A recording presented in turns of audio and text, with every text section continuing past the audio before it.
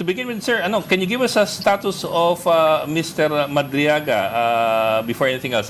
Exactly what is his status now? Where is he?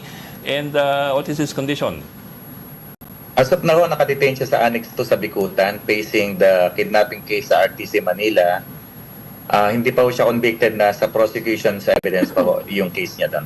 So he is currently in jail Yes. with a pending court Apo. case for kidnapping. Ito yung second case nga sa kidnapping, di ba? Tama po, tama po. Yung una na-acquit na siya ron eh. I think that was 1997. Tapos ito pong case na to, I think na-detain siya 2022. 2023, sir, I think. Yeah. July 23. Pending pa siya ngayon. 2023. Yes, sir. Yes, sir. But sir, I've scanned through the the affidavit that he subscribed and swore to. What exactly do you want to establish with the affidavit, or what is the intention of the affidavit? Well, before we prepared yung affidavit na yon, we asked him to write mismo sa piece of paper yung kanyang mga nalalaman doon sa sinasabi niyang mga pogo money, mga drug money, and other irregularities nung panahon ng panunungkulan niya doon sa team ni Bibi Sara at ni former President Duterte. So we have two sets of handwritten notes niya which we prepared into an affidavit form. Sa kanya lahat yung galing yung information na yan. Inayos lang namin siya para talaga maging presentable dahil nga hindi natin maintindihan sulat talaga niya. Knowledge ka. So nag-start siya magkwento. Of course. And chinek namin yung Facebook niya. Nakita naman namin yung connection niya na talaga nagtrabaho siya, including rendering technical services doon sa BP SPG na sinasabi niya specialized trainer siya. Marami na-open ko yung Facebook niya. Doon mo makikita talaga na talagang connected siya sa team or sa grupo ni BP Sara at sa iba pang mga empleyado sa Office of the Vice President. Yes, sir. But what I mean to ask, sir, is what is his motive? Yan din ang tanong ko sa kanya. Anong mapapala mo rito sa ginagawa mo? Sabi niya, wala kang hinihinging kapalit dito. Attorney, tulungan mo lang ako doon sa kidnapping case ko. I-represent mo ako ng free. Tapos, gusto ko kasing umandar yung kasong natulog sa ombudsman na ipinel niya kay Attorney Roque and other people regarding doon sa land grabbing activity sa Bataan na supposed to be gagawin nata itong Pogo Township. Ang feeling niya, napabayaan siya, inabandona siya ng mga taong tinulungan niya. So alam mo yung galit ni Madriaga na ang dami kong ginawa sa inyo, mga confidential matters, pick up ng pera, delivery ng pera. Tapos nung dinimanda siya ng grupo ni Attorney Roque, hindi daw siya tinulungan ni BP Sara. Yun, masamang-masama talaga. Okay. Nung tinanong ko siya, bakit naman kasi kailangan mo pang idemanda si Attorney Harry Roque ang tahimik ng buhay mo? Eh sabi niya, Attorney, bilang Intel Security Officer dati Intelligence, umiral yung pagka-Intel Officer ko nung makakita ko ng Chinese paramilitary person doon daw sa lote, doon sa Bataan. Kaya sa halip na tahimik yung buhay niya, nagsimula siya ng problema, nag-boomerang siya pato nakaso ng kidnapping. Kaya siya nakakulong ngayon. Pero attorney, anong connection niya doon sa lugar na yun sa Bataan? Bakit siya nakakasama ron? Ang kwento niya sa akin is that binigyan siya ng extra work as bodyguard, security Yes. officer ng isang Chinese family na related din sa Pogo. Oo. Tapos, So extra income yon. Then later on, nung nakita niya na may mga parang Chinese-looking person doon sa lote na yon, I think 47 hectares yun, nagkukuha siya ng picture, then nag-file siya ng kaso sa ombudsman. Doon na nagsimula yung problema niya. At later on, inakusahan siya ng pamilyang binabantayan niya ng kidnapping at ang naglo-lawyer, private prosecutor, yung law office ni Attorney Roque. Doon na nagsimula yung problema nila. so nag-aaway-away actually, yung dati niyang amo, saka yung kliyente ni Harry Roque. Yun ang pinagmulan nun. Yan ang pinagmulan po nun ay yung pamilya kung saan siya nagpa-bodyguard, yun ang Yes. nagreklamo ng kidnapping, tapos ang nag-represent doon sa victim, si Attorney Roque. And then nung... Bakit siya nag-file kay Attorney Roque ng Well, reklamo? Kasi meron daw siyang mga nakita mga Chinese paramilitary doon sa lote kung saan gagawin parang Pogo Township yung lote na yon. Pogo, oo. Yes, umiral yung pagiging makabayan daw niya, kaya nagsumbong siya sa intelligence, sa ombudsman, pero pinatulog nga daw yung kaso. Tapos, nag-boomerang na yan, later on, may kasong kidnapping na nagdemanda mismo kung sino yung binabantayan niya. Siya ang pinalabas na nag-kidnap at anong private prosecutor nga, yung law office nila, Atty. Roque. Diyan nagsimula lahat. Anong status ngayon ng kasong yan involving Harry Roque? Na, Anong status ngayon? nasa prosecution evidence pa, I think ang hearing is December 12, tomorrow. Last Yes. witness ata ng prosecution evidence pa. Meron ba kayong papeles sa attorney? Elmawa, yung mga sinampan niya sa ombudsman, etc.? Meron lang ako nung first page Yes. Ah? Meron lang ako nung first page and ang latest info is that natutuwa nga siya nung pumalit si Ombudsman Remulla, umandar na yung kaso na natulog ng ilang taon. Naglabas na ng subpoena at nire-require na yung mga respondents to file their answer doon sa tinimanda niya. Meron nakapile ngayon sa Ombudsman. Siguro after this interview, I can send yung first page ng demanda niya. He had several assertions in his affidavit.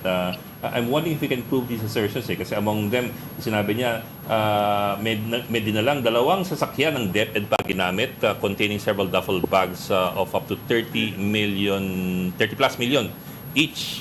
And these were distributed to various places, Laguna, isang comedy bar, pati sa office ng Ombudsman. Does Yes. he have anything with which to prove these allegations or assertions? Whether it's photographic or video or I don't know,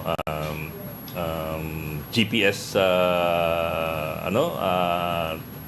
time links, anything that could back this up. Actually, tinanong ko rin po yan. Ang sabi niya, lahat ng operation na ginagawa niya to, kumukuha siya ng mga pictures using his cellphone. Pero nung maaresto siya doon sa kaso ng kidnapping, 3 mobile phone niya kinumpiska ng mga pulis at iyon nakasurrender sa RTC Manila. Na hanggang ngayon, hindi naman siya ginamit ng prosecution as evidence to prove yung relationship sa kidnapping. So, darating yung time, mabubuksan natin yung mobile phone na yun at siguro makukuha natin yung mga pictures na sinasabi niyang pag-iiwan ng pera sa mall, kung saan siya, kasi mahilig siya mag-picture pati daw yung mga Chinese, yung mga paramilitary sa loob ng Bataan property, may mga pictures daw siya nun. Sabi ko siyempre, madaling magsabi, pero kailangan natin ng proof. Kaya lang masyadong mabilis yung pagkakataon ngayon. Yung phone is still in the custody ng RTC.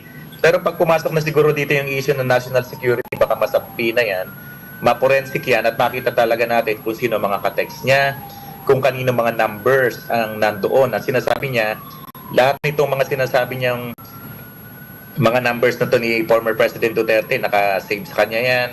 Number ng iba pang mga nag-uutos sa kanya, yung mga text messaging nila, nandun daw lahat sa 3 mobile phone niya. Iba-iba kasi ang phone niya Custody of the RTC. So Yes, at RTC po. we're supposing or we're assuming that these should be intact. Tama ho ba? Yes, hindi naman siya na forensic examination So, hindi siya napabuksan.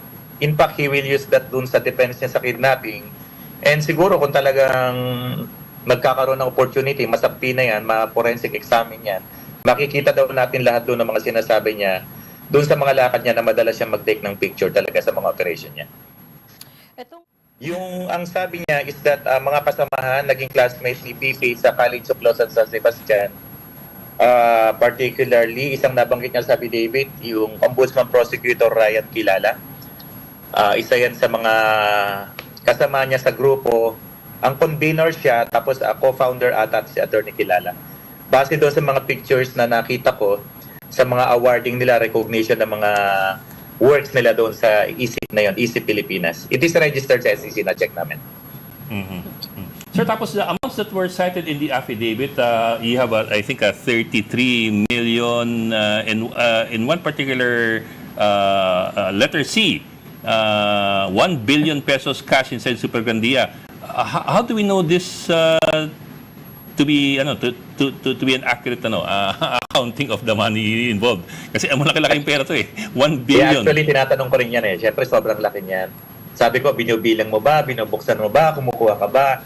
Ang sabi niya, may mga pagkakataon mismo na pag binigay sa kanya yung kotse na may susi, sinasabi na magkano laman yan, o 1B yan, o 800 yan, or 80 yan. Sinasabi sa kanya yung amount. Let's say may bag drop, kung iiwan niya sa mall, alam niya yan. At sabi pa nga niya, attorney, siyempre intel naman ako, pag naglapag ako ng susi sa gulong, didistansya lang ako, titingnan ko kung sino yung kukuha. O nakikita ko, minsan mga tao ni BP, minsan related sa ombudsman, basta alam ko yung amount kasi sinasabi sa akin. Tapos yung dinidescribe pa nga niya yung mga duffel bag, paano mo nasabing 30 o 35 yan o 40?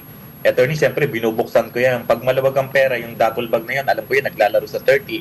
Pag siksik talaga yun, naglalaro sa 50 yan. Kasi binubuksan ko naman. Ako talaga naghahatid, sabi niya. Marami siyang binanggit na mga places kung saan naghahatid. Siyempre, as lawyer, hindi naman tayo basta naniniwala agad. In fact, habang ginagawa niya yung sa lesson niya, sinusulat niya. Ako na yung nagko-cross-examine sa kanya eh. Parang mahirap kasi maniwala sa kwento lang. Kailangan natin masuportahan niya. Pero, ang unang in-establish muna namin dyan, yung connection niya kay VP Sara, nakita ko yung Facebook niya, tapos yung mga photo na pinadala from the family, talagang nagtrabaho siya sa pamilya ng mga Duterte. Actually, sabi niya, Tony, pag nakuha mo yung phone ko, may code ako sa number ni former president. Ang tawag namin, ang code ko sa phone niya, I think MC. Yung iba daw CM, siya ang code MC. So, Sir, talagang nagre-report siya talaga kay former President Duterte, sabi. Ano sir yung code? Ano po yung SP? Ang code niya is, kasi pag CM, City Mayor, pag MC, binaliktad daw niya. So, yung iba daw sa code sa phone ay CM, sa kanya daw MC. City Mayor. Dati, yes, dati. Code nila yun. And I heard kanina yung pagdalaw doon ni BP sa Annex 2. Actually, confirm yung pagdalaw doon. I think Confirm. twice. Yes, confirm. Pagdalaw sa... Confirm na. Yung pagdalaw sa Annex 2, it is confirmed. Ni VP Confirm Sara. po yan. Kaya lang Sir, siya mismo. what's the story behind that? Why is the VP still visiting this person, your client? Why is the VP still visiting him? And when was the last time? Well, ang alam kong pag-visit nangyari yung isa sa November. Hindi ko lang alam kung magkasunod sa November, pero November this we year? have, we have verified, yeah, this year. We have verified information na dumalaw doon si BP. Minsan naman yung kanyang USEC, si Joyce dapat. Meron silang pinalabas na plan doon is that yun daw ang mga anak ng detainee pag-aaralin ng Office of the Vice President. Something like that. So it is on the record sa BJMP, yung Hindi ko lang pagdalaw. ho alam kung na-record nila, pero we have Because lahat confirmed. ng, all the visitors will be recorded, right? Yes, especially hindi naman lawyers, pwedeng- may record Especially kami ron. high-profile visitor, Oo. VIP. Except high profile kung nire-record nila sa logbook, I doubt, hindi ko alam. Pero kami, lahat ng visit namin nandoon, pati yung notary public nag-visit, naka-logbook kami. Meron kaming ID, pinipicturean nila yan. And during the meeting, pinipicturean nila kami. I doubt lang ho kung gagawin nila yan kung nandun si BP Sara. Pero confirm po yan. Marami yung BJMP guards na nagsabi sa amin na dumalaw. Yes. Pero of course, attorney, you understand we can't go by hearsay alone, right? Kailangan meron Yes, sanang yes, written record. Pero kahit dumalaw siya, Sinasabi niyo, did attorney, she talk to Madriaga? specifically, siya ang dinalaw. Actually, may mga... Si Madriaga, ang dinalaw ay mga ibang detainees. Oo Alam ko nga. yung At ayaw sinasabi niya humarap. isang detainee na yun. Hindi, May isa pang high kinausap ba profile niya? detainee ho doon na nakakulong, ha? No, did they have a chance to talk? Si VP Sara sa si Madriaga. Hindi... Kasi malaki ang BJMP detention facility na yan eh. Yung Pwede Annex naman talaga 2, sabihin nila na ibang pinuntahan niya ron. actually, pag sa Annex 2 pumasok ako, alam na alam yan kasi isang building lang ho yan. Oo. In fact, pag Pero nagmi-meeting kami kinausap po ron, ba si Madriaga ni VP Sara? ang alam ko po hindi Or sila one of her nagkausap. representatives? Alam ko hindi sila nagkausap dahil hindi bumaba si Caramel, hindi ko siya bumaba. Or maybe when was the last time that they talked? May nakausap si BP Sara doon pero isang high-profile detainee rin eh. Hulaan niyo na lang ako kung sino. Ah, may High profile detainee?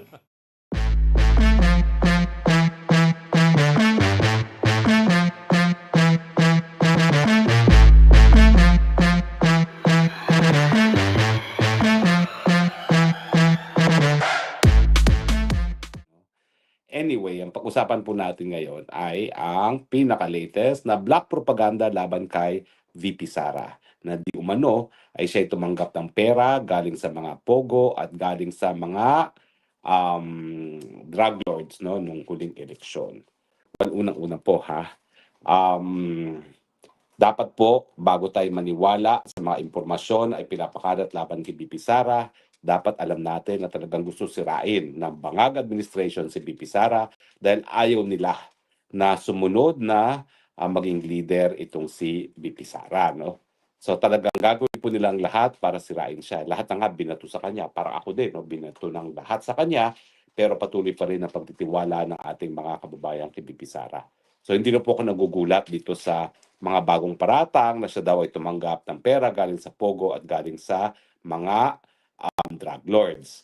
Pero ang akin lang po, kakilala ko po kung sino yung Madriaga na nagsasabi na siya ay dating aide ni VP Sara.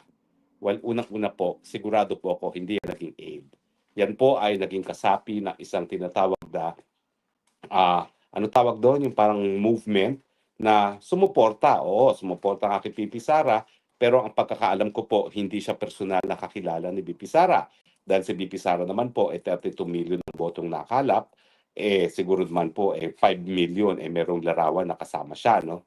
So kung meron mang larawan itong Ramil Madriaga na ito, ay hindi po ako nagtataka dahil 5 billion people naman siguro po ang meron talagang larawan kasama si VP Sara, lalo na nung panahon ng eleksyon, no? Kaya talagang buhay politiko po talaga yan. So, pero iba pong pagkakakilala ko sa kanya. Kilala ko po itong Madriagang ito dahil siya po isang akusado sa isang kaso na hanggang Setyembre ng taong ito ba o taong nakalipas, 2024, ako po ang personal naghahawak. Ngayon po, opisina ko pa rin ang naghahawak ng kaso laban sa kanya bilang private prosecutors under the direct and control and supervision of the public prosecutors. Ano po ang kasong yan? Ang kaso po ay 2 counts of kidnapping for ransom. Now, syempre po, yan ay nakabinbin sa hukuman. Hindi po natin po pwedeng sabihin kung siya ay guilty or not guilty dahil hindi pa po napapatunayan. Alam ko naman po yan, yung sub judice rule, no? At bawal sa akin bilang isang partido sa kaso na yan na sabihin siya ay guilty na. Pero dumaan po sa proseso naman itong kaso labang kay Ramil Madriaga at ang nangyari po dito ay humingi siya ng bail. Sang-ayon po sa ating saligang batas, ang bail naman po is a matter of right except when evidence of guilt is strong, no, sa mga heinous crimes. At matapos siya humingi ng bail, yan po ay hindi napagbigyan ng hukuman dahil ang sabi ng hukuman, the evidence of guilt is strong. Ano ba ho yung mga ebidensya laban sa kanya? Well, kasama na po dyan yung positibong identification ng mga biktima ng kidnapping ng mga Filipino-Chinese na kasama nga si Ramil Madriaga, kasama yung kanyang pinsan na nangidnap sa kanila at iba pang mga physical evidence gaya ng mga text messages, no? So hanggang doon lang po ang sasabihin natin doon sa kaso. Pero ang nalinaw sa inyo, itong impormasyon na siya daw ay aide, ex-aide ni BP Sara ay kasinungalingan po yan. Hindi po siya kakilala ni BP Sara, ang aking pagkakaalam. At pangalawa, kung hindi po ako nagkakamali, nagpa-blatter nga po si BP Sara ng grave threats laban dyan kay Ramil Madriaga kasi binantaan ang buhay ni BP Sara at binantaan din po ang buhay ko. Sa totoo lang po, nung hinawakan ko po itong kaso ng Madriaga, binalik po ng kapulisan yung security ko na nabawi na matapos akong natalo nung eleksyon nung 2022, no? Binalik po nila kasi nga daw delikado talaga itong grupo ni Ramil Madriaga. Sa katunayan, matapos po silang mahuli, no? Madakip at mahuli, nagkaroon po ng manhunt para sa kanila, renade din po yung kanyang parang ano tawag dito, farm, no? Diyan sa Rizal, kung saan napakadami pong baril na nakuha. Nakapagtataka nga po bakit napakadaming baril itong si Ramil Madriaga, bagamat ang naging negosyo po niya ay parang security agency, pero kung titignan niyo po, hindi ordinaryong security agency na naka-blue uniform, no? Para po talaga silang, wow, elite security group na hindi mo alam kung anong ginagawa. At sangkatutak nga pong mga firearms ang na-recover nung siya po ay renade sa kanyang farmhouse dyan sa Rizal. So unang-una, yung mga pinagsasabi po nitong Madriagang ito, nanggagaling po sa isang polluted source kasi nakakulong po siya ngayon. Dahil non-bailable po yung krimen niya na 2 counts of kidnapping for ransom at nagkaroon na ng desisyon ng hukuma na hindi siya entitled na magpiyansa dahil the evidence of guilt is strong. Hanggang doon na lang po tayo dahil bawal pagsalitain ang merito ng kaso. Pero sasabihin ko rin po na foul ang ginagamit ng mga pamamaraan nitong si Madriaga para ma-dismiss ang kanyang kaso. Sa katunayan po, una-una, nag-offer po yan. Ginamit ang isang common acquaintance namin ng, kundi po ako nagkakapali, para 5 milyon sa akin, yung mga panahon na yon, para ibenta ko yung kliyente ko at ipa-dismiss ang kaso. hindi naman po ako ganun tao. In fact, lalo akong suhulan na ganyan, lalo akong nabubwisit. Kasi ako medyo mayabang ako eh. Yung aking mga ninuno naman nagnegosyo, naghanap buhay ng matino at iniwan naman po ang sapat-sapat na biyaya sa amin para kami mabuhay ng komportable. So hindi po ako nabulag dun sa 5 million niya para ibenta yung aking kliyente. At kaya naman po kahit ang mangyari, hindi ko binibitawan yung kliyente ko, no? Dahil lalong nag-isip siya na mabibili niya ako para ibenta yung kliyente ko, lalo naman akong naninindigan na dapat ang biktima ng karumaldumal na krimen magkaroon ng katarungan. Yan naman po ang dahilan kung bakit ang buong karera ko bilang isang abogado ay halos lahat ng kaso ko, ako po ay private prosecutor. Dahil ako rin po ay palaki ng isang public prosecutor. Gusto ko sana maging public prosecutor, kaya lang talagang hindi sapat ang sweldo niyan. Kaya ang buhay ko, buong buhay ko, private prosecutor, except for one time na yung kliyente ko na dating vice governor at provincial administrator ng Masbate ay nadepensahan ko successfully sa Sandigan Bayan doon sa tinatawag na voucher scam. Once lang ako naging defense counsel sa buong buhay ko at 35 years of practice na po ako, puro private prosecutor talaga ako at saka international arbitration. So, bukod dun sa panunuhol sa akin, ano pang ginawa ni Madriaga? Abay, ang ginawa po niya at dokumentado ko po yun ay nag-file siya ng separate kaso doon sa isang lupa sa Bataan na binili ng isang kumpanya na meron din akong interes at inakusa kami na kami daw po ay mga land grabbers. Na-dismiss na po yung kasong yan ng DARAP, no? Pero meron din silang kaso sa ombudsman na hindi ba pinapansin ng ombudsman kasi ang ombudsman gagalaw lang naman sila sa mga kaso na mayroong prima facie case, no? Ang kaso kasi na sinampa nung di umano linan-grab namin ay sinasabi na pineke ang pirma. Samantalang established naman po na humarap siya sa notaryo at saka pirma niya yon, ay may mga larawan pa nga po na siya ang pumirma dun sa kontratang yon. So nagtataka po ako kung bakit ngayon sinasabi niya na land grabbing daw yon. But in any case, wala po akong direct involvement sa kasong yon dahil hindi naman ako pumirma ng kahit anong kontrata doon sa kasong yon, no? At gaya ng aking sinabi, dinismiss naman po ng DARAP yang kasong yan.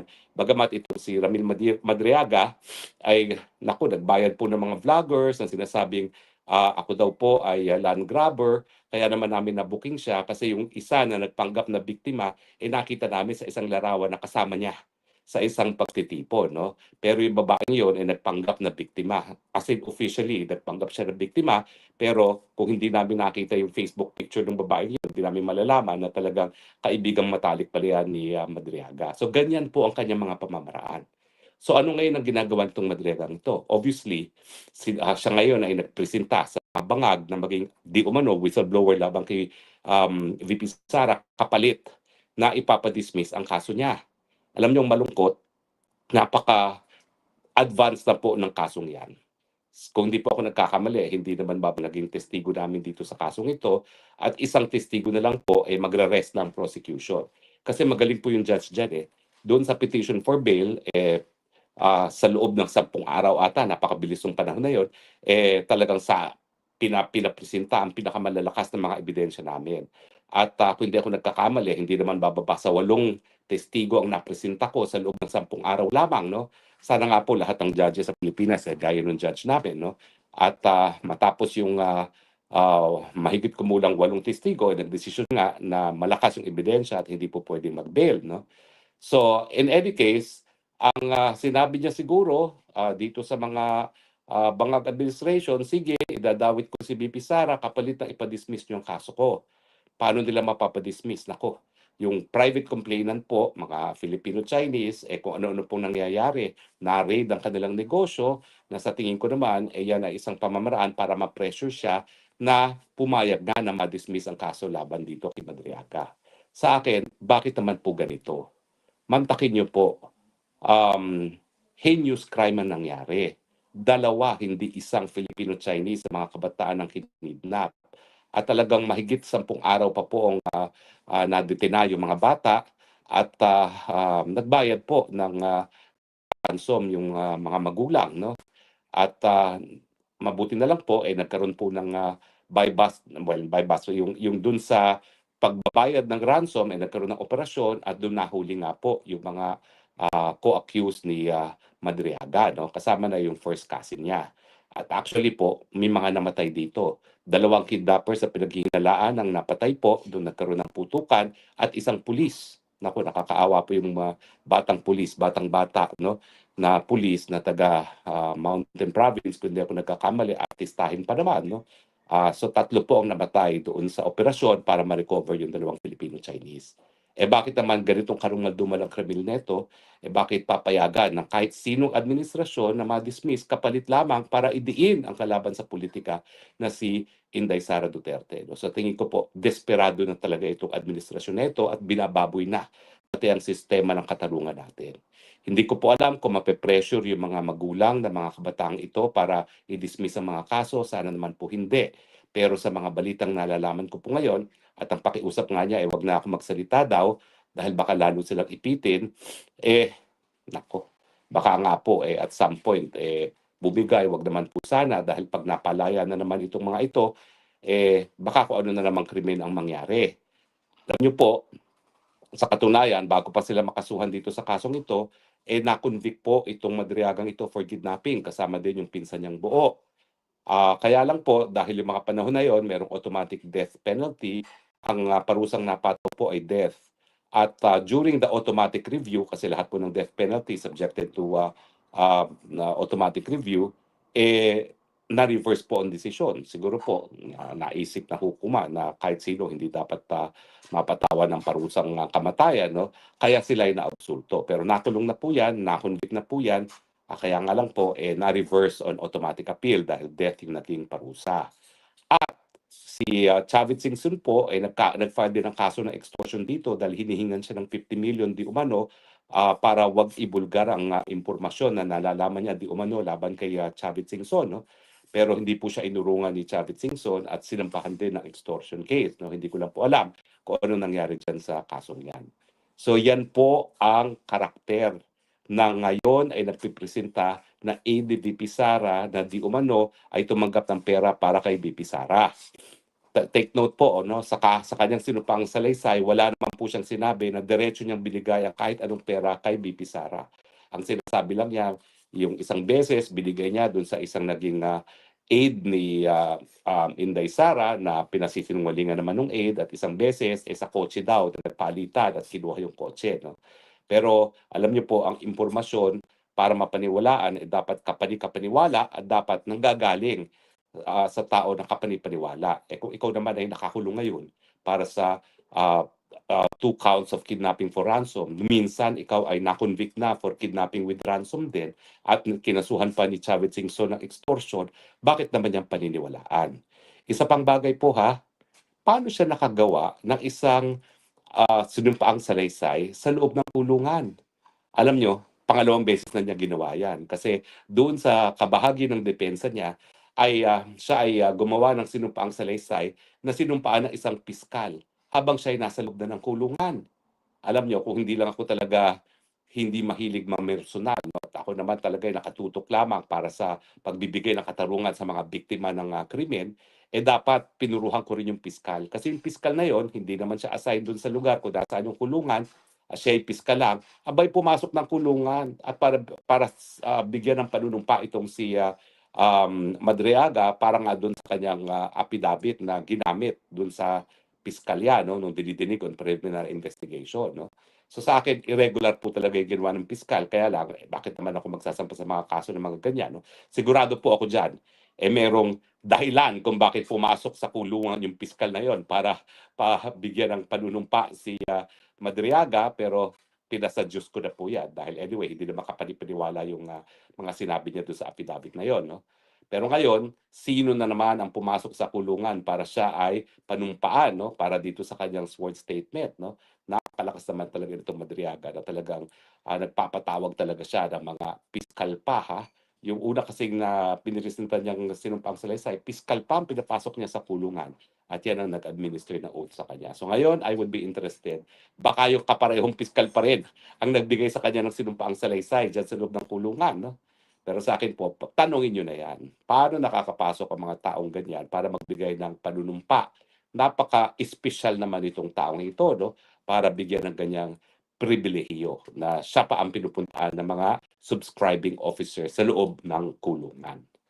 So ano po ibig sabihin nito? Naku, talaga pong hindi sila titigil hanggang hindi tuluyang mawarak ang imahe at reputasyon ni VP Sara. Pero nagkamali lang sila, ang ginamit nila ay hindi kapanipaniwalang tao. At syempre, kilala naman natin ang pagkatao ni VP Sara. Siguro lahat na ay ibato nyo sa kanya, pero hindi nyo maibabato sa kanya talaga yung sense of propriety pagdating sa mga perang bagay na pera-pera. Talaga naman pong wala kayong kahit anong bahid na korupsyon na po pwedeng maibato kay VP Sara, at yung kanyang pagkatao, hindi po yan basta-basta tatanggap ng pera maski eleksyon. Dahil yung eleksyon po, ako naman po tumakbo sa unit team. In fact, kami dalawa ang magkasama, no? Dahil ako lang talaga ang kakampi niyang tumakbo kasama niya, no? Sabi ko nga kita, Tatay Digong, na talagang tutol doon sa pagtakbo namin ni VP Sara sa unit team. Ang sabi ko, kinakailangan meron namang kasama si VP Sara dahil ang feeling ko talaga, kung hindi mo sasamahan si Inday Sara, ay talagang pagsasamantalahan ng mga Marcos si VP Sara, dahil ni minsan naman, talaga ako'y hindi tuluyan ng tiwala dyan sa mga Marcoses. So, kaya rin ako tumakbo dyan sa pagnanais ko na maprotektahan din si VP Sara, at yun naman ang ginagawa ko sa pang-araw-araw na kami ay nangampanya. So, maging ano po tayo, critical sa pagtatanggap ng mga impormasyon, desperado po talaga silang sirain si VP Sara, pero sa tingin ko, dahil nga sa pagkatao ni VP Sara, hindi po yan tatablan. Bali, wala po itong ginawang sinumpaang salaysay ni Madriaga. Ang akin lang, wag sana magpagamit yung mga piskal, ha? Huwag kayong magpapagamit. Ang inyong sinumpaang katungkulan ay parusahan o bigyan ng katarungan ang mga biktima ng lalo-lalo ng mga karumalduban na krimen. Tatapatin ko na po kayo. Merong piskal na napakalapit sa akin dahil kasama ko sa prosecution ng Maguindanao Massacre. Siya po ay in charge din ng kidnapping cases, pero ngayon po ay siya ay Deputy Chief State Prosecutor dahil siya ay katribo, kumbaga, nung Chief State Prosecutor na Padulyo, nakasama ko din sa Ampatuan Massacre. Nalulungkot po ako dahil yung si Chief Padulyon at saka yung kanyang assistant na kasama ko sa Maguindanao Massacre na dapat din mapasama dito sa paglilitis ng kasong kidnapping, dahil siya po talaga ay kumbaga naka-detalye rin dito sa Anti-Kidnapping Task Force, no? Nalulungkot po ako dahil sila rin mismo nagsampa ng kaso sa akin miski walang kahit anong ebidensya laban sa akin. Ang iniisip ko na lang, trabaho lang. Kasi syempre sila ay mga career naman, hindi naman po pwedeng tangkihan ang mga bossing na mga politiko, no? Pero hindi ko po alam kung mapapatawad ko sa kanilang ginawa na sinampahan nila ako ng non-bailable case na malinaw naman po. Ang ebidensya lang nila, yung testimonya ng PAGCOR na sinamahan ko si Cassandra Ong, at saka yung pangalawa, yung ilang tawag na ginawa ko kung okay na ba mga papeles, no? Wala namang masama dahil sinabi naman talaga ng PAGCOR, hindi naman ako ng braso. Follow up lang talaga, tanong lang, ano naman ang krimen doon, no? Kinasuhan ako. Ito mga same piskalya po, same piskal, ang siya rin magdedesisyon kung ipapadismiss ang kaso. Wag naman po, sobra na kayo magpagamit. Nung kayo po ay nagpagamit para ako kasuhan na walang ebidensya, okay na po yun. Dahil lalabanan ko naman po yan. May remedyo ng isip ko, hindi sila nakatanggi dahil alam naman nila, alam kong remedyo laban sa impormasyon na wala namang kaebidensya, pumunta ko ng hukuman. Pero para naman po, ipagkait ang katarungan sa mga naging biktima ng kidnapping. Mantakin ninyo, mahigit 10 araw, ha? Yung mga magulang, iyak na iyak. Dahil palaging sinasabi ng mga kidnappers, papatayin namin pag hindi kayo nagbigay ng ransom. Ilagay nyo ang sarili ninyo doon sa mga magulang na mga kinidnap na mga kabataan. 10 araw na walang tulog dahil hindi mo alam kung makikita mo pa ba ang iyong mga anak na buhay o hindi. Ilagay nyo inyong mga sarili sa ganyan. Papayag ba kayo na para lang sa politika ay magiging mailap ang katarungan? Sana naman po, huwag.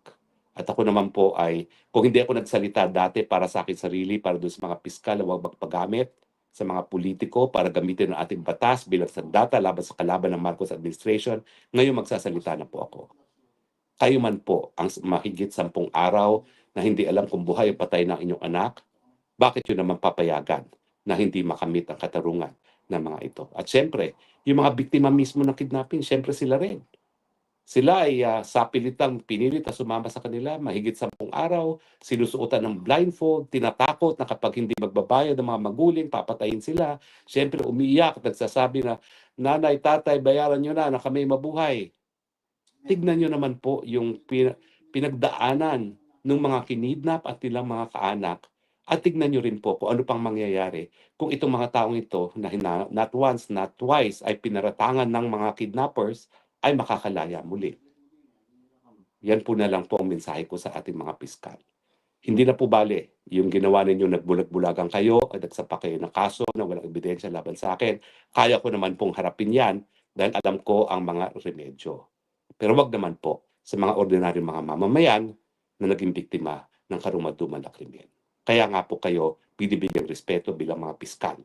Dahil ang aming inaasahan, kayo magbibigay katarungan at hindi maging instrumento para mabigo na makamit. Yan lang po. Maraming salamat po sa inyong patuloy na pagtangkilik ha. At hanggang sa muli natin pagkikita, maraming salamat po.